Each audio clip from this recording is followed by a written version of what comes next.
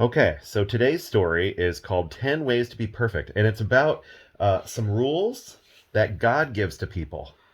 Can you think of a rule? What's a rule that we have to follow? Can you think of any? Chores.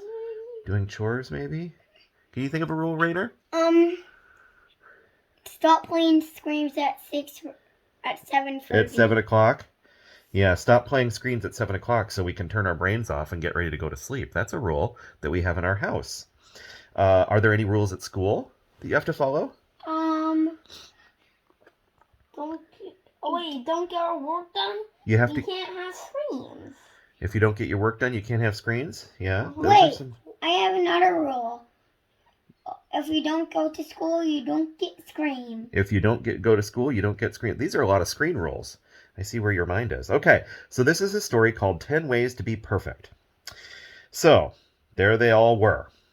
Grannies, granddads, babies, aunts, uncles, children, moms, and dads, out there in the middle of the desert. They had blisters from all the walking. They were hungry and thirsty and much, much too hot. We don't like it, they said. It stinks. And so did they, for that matter, because no one had taken a bath in weeks. That sounds pretty gross, huh? Now, remember, because this is something they'd forgotten, God had done amazing things for his people. He'd hidden them inside a cloud, he'd moved the sea, and he set them free. But God's people still weren't happy. They didn't care about being free. Wasn't it better when they were slaves? At least they had lots of nice food to eat. Well, God doesn't want us to be happy, they said. It was the same lie that Adam and Eve had heard all those years before. God has brought us out here to kill us. God doesn't love us. But they didn't know God very well, did they? Does that sound like something God would do? No, God's not trying to hurt them. Every day on their journey, God kept on showing his people how well he would look after them if they would trust him and obey him. When they were hungry, God made the sky rain with food, bread coming down from heaven. What is this? They asked each other. They didn't know what they call what it was, so they called it "What is this?" Which of course is a very good name for something when you don't know the name of it. Let's go have a snack of some "What is this?" That's what they called it. Isn't that funny? When they were thirsty, they started arguing. God made water flow from a rock. Moses called that place quarreling or arguing because seemed like a good name for it too.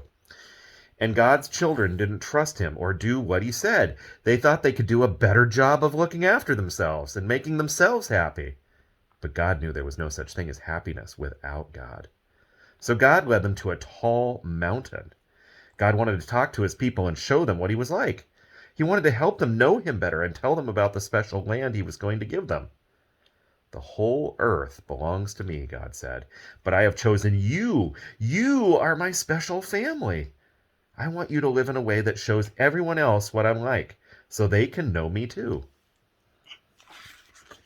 Whoa. God called Moses up the mountain. The great mountain shook. A thick cloud fell. Thunder roared. Lightning cracked.